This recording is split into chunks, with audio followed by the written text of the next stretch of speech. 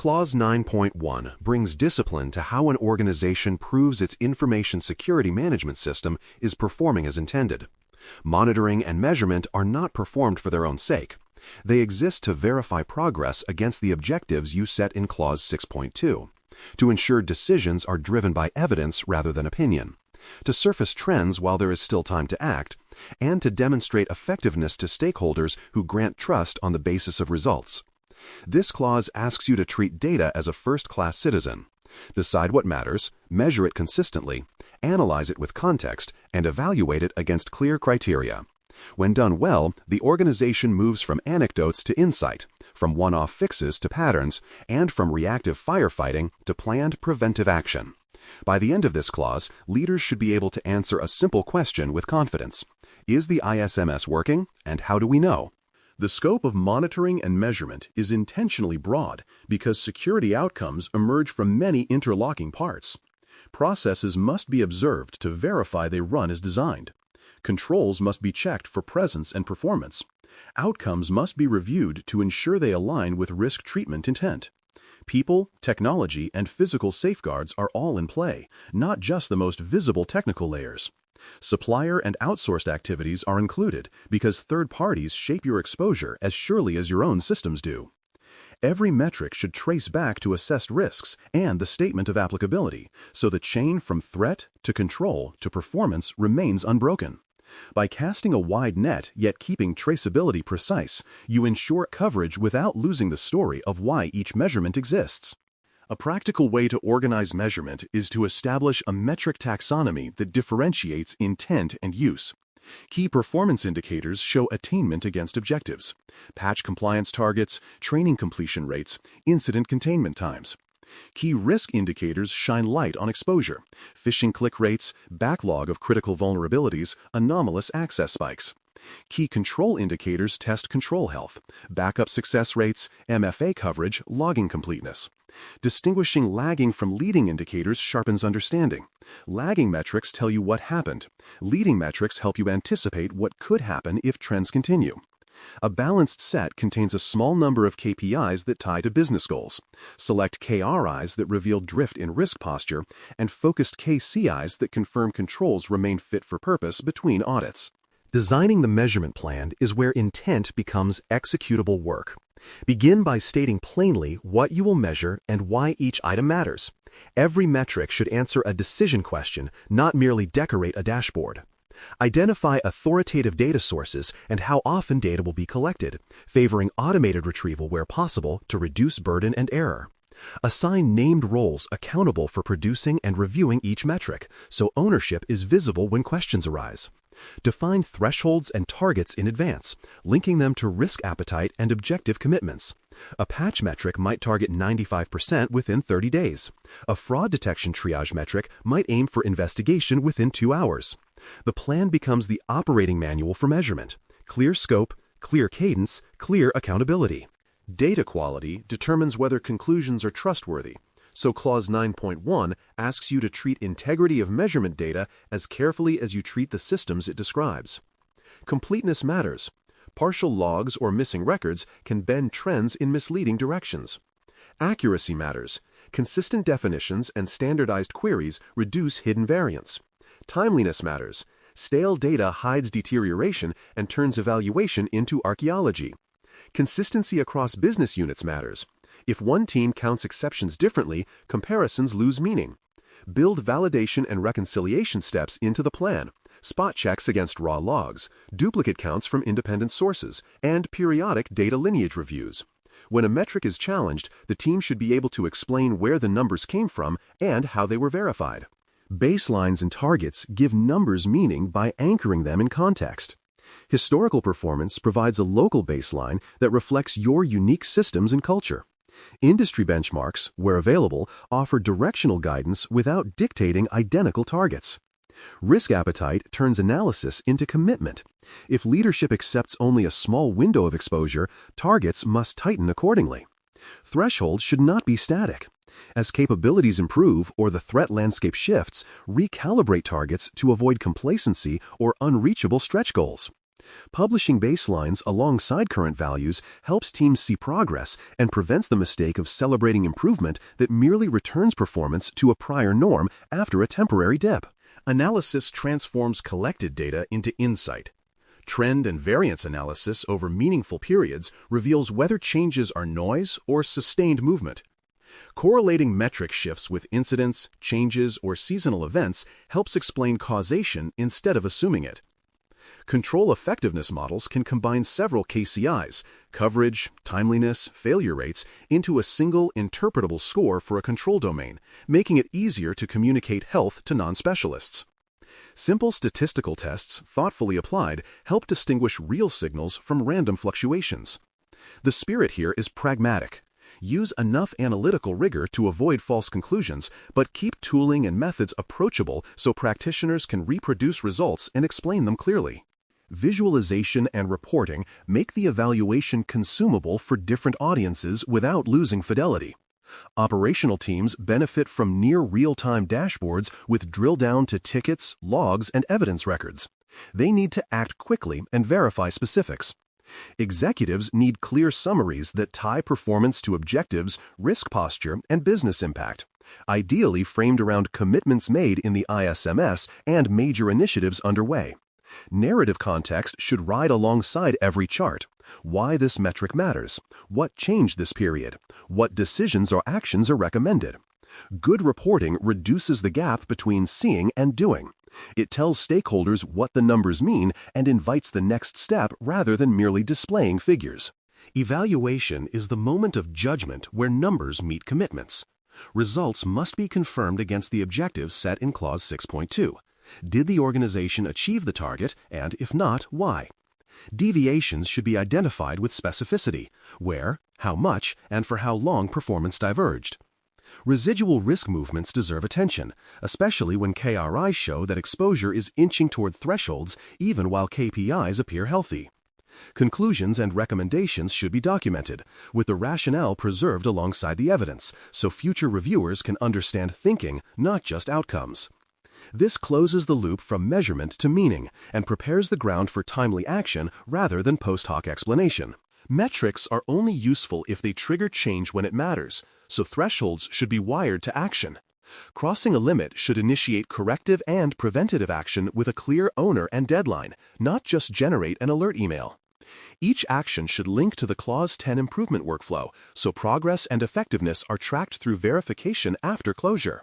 Sometimes the right response is a short-term containment while deeper fixes are designed. Other times, a structural change to process or architecture is warranted. The discipline here is consistency. Similar deviations should produce similar responses, and effectiveness checks should confirm that the needle moved as intended. Integration with internal audit and management reviews strengthens assurance by aligning evidence streams. Metrics help auditors scope and sample. Weak performance domains deserve deeper testing, while strong, stable areas may justify lighter touch.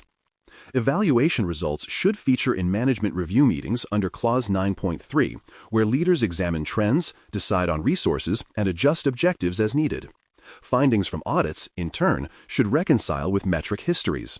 If a control repeatedly fails an audit, the KCI for that control should reflect strain.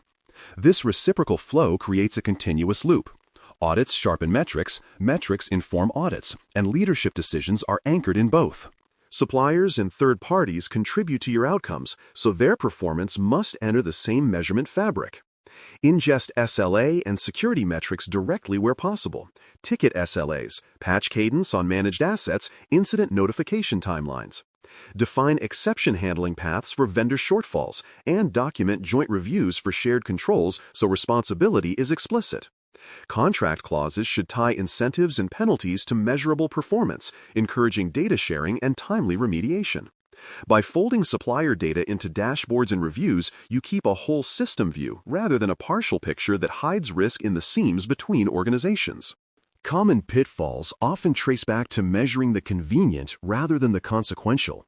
Vanity metrics, counts without decision value, consume attention that should go to indicators of control health or risk movement. Noisy data obscures real trends, leading to overreaction or apathy. Unmanaged spreadsheets create fragile, opaque processes with no lineage or access control. Thresholds set without reference to risk appetite or objectives produce either constant false alarms or silence when intervention is needed.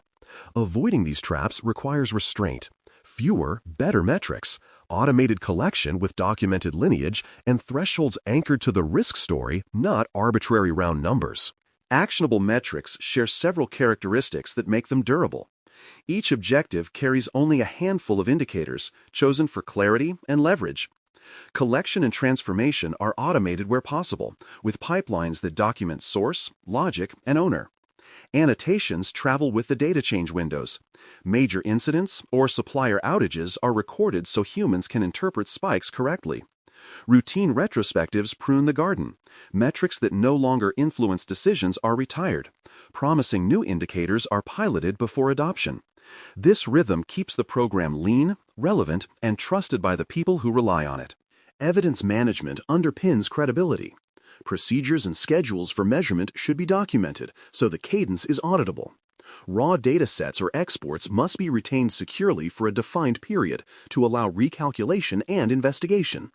Evaluation reports need approvals and version history, capturing who concluded what and when. Change logs for metric definitions prevent silent rebaselining that makes year-over-year comparisons meaningless. When everything from source data to conclusions is preserved and traceable, stakeholders can verify not just that numbers exist, but that they faithfully represent reality. Across industries, the same principles manifest in different emphases.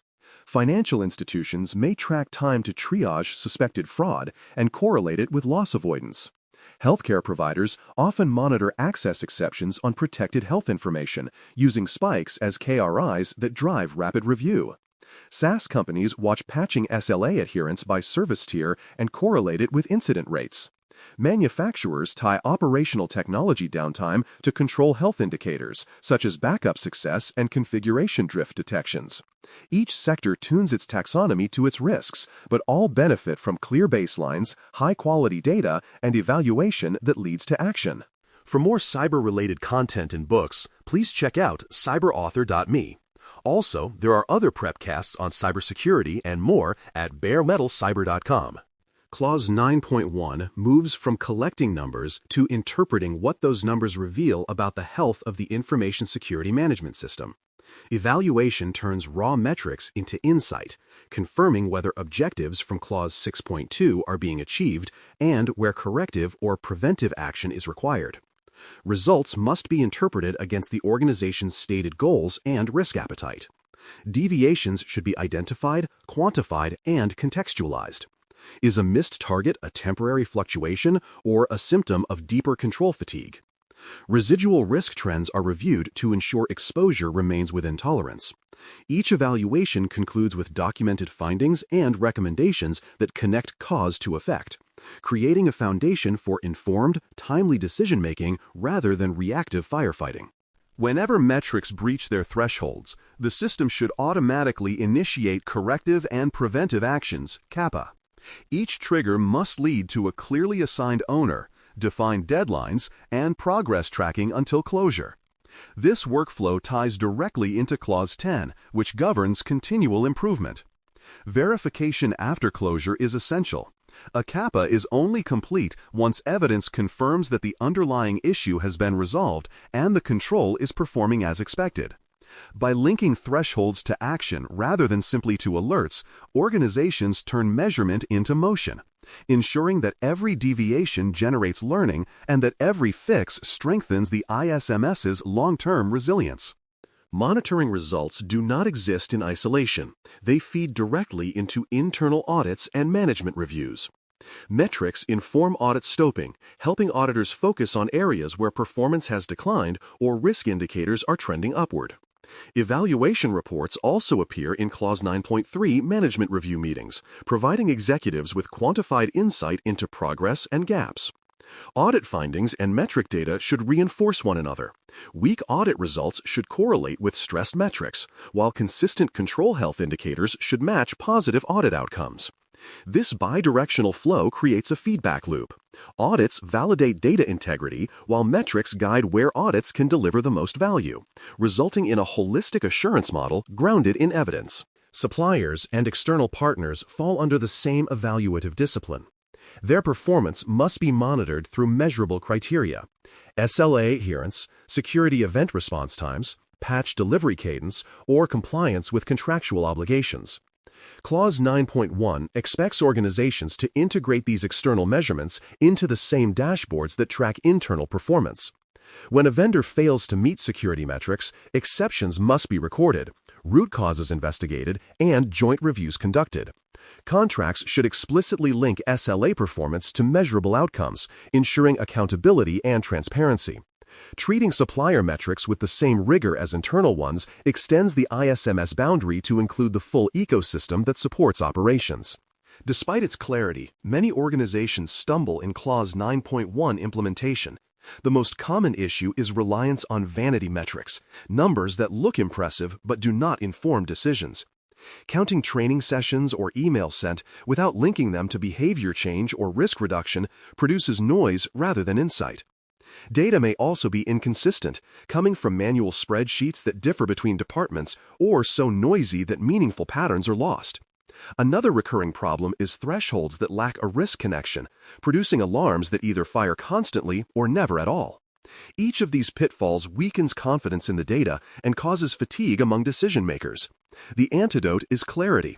Define metrics that drive decisions, automate data collection wherever possible, and continuously validate that what you measure still matters. Actionable metrics share certain hallmarks that distinguish them from the rest. Each objective should have only a handful of indicators that genuinely describe its success. Automation should handle collection, transformation, and storage, complete with data lineage so anyone can trace numbers to their source. Annotations, notes about contextual factors such as system migrations, incidents, or regulatory changes, should accompany the data to explain anomalies before they become misinterpretations. Regular retrospectives ensure that metrics remain relevant. Obsolete ones are retired, and promising new measures are piloted carefully. Through this cycle of refinement, the organization avoids metric sprawl and maintains a crisp, decision-focused measurement program that stakeholders can trust. To support auditability and future learning, every part of the measurement process must generate evidence and records. Procedures and schedules define how often metrics are gathered and by whom. Raw datasets and exports are stored securely for defined retention periods, enabling independent recalculation if needed. Evaluation reports must carry approvals, version control, and documented conclusions. When metric definitions or thresholds change, a formal changelog records the rationale and date to preserve historical comparability. This transparency turns performance data into defensible evidence proof, not just that the ISMS was measured, but that the organization understands and manages its own performance. Examples across sectors reveal how Clause 9.1 plays out in practice. In financial services, teams measure the time to triage suspected fraud and the percentage resolved within SLA windows, using trends to anticipate staffing needs. In healthcare, logs of access to protected health information are monitored for anomalies, and outliers trigger review within hours.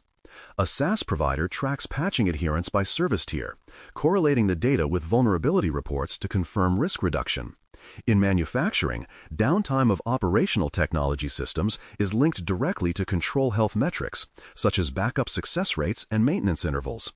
Each industry applies the same principle: measure what matters most to security, compliance, and business continuity. A mature evaluation process yields more than dashboards; it produces foresight. By spotting subtle drifts and emerging risks earlier, the organization can adjust before issues escalate. Resources are allocated based on data, not intuition, optimizing both protection and cost. Auditors, regulators, and clients see objective evidence of diligence, enhancing trust and reputation. Most importantly, consistent measurement generates momentum for continual improvement. Every insight becomes input for Clause 10's corrective actions and next cycle goals. Clause 9.1, therefore, formalizes the discipline of turning metrics into decisions. It connects planning, operations, and governance through data, ensuring that performance management within the ISMS is factual, transparent, and adaptive, laying the groundwork for the focused assurance activities introduced next in Clause 9.2.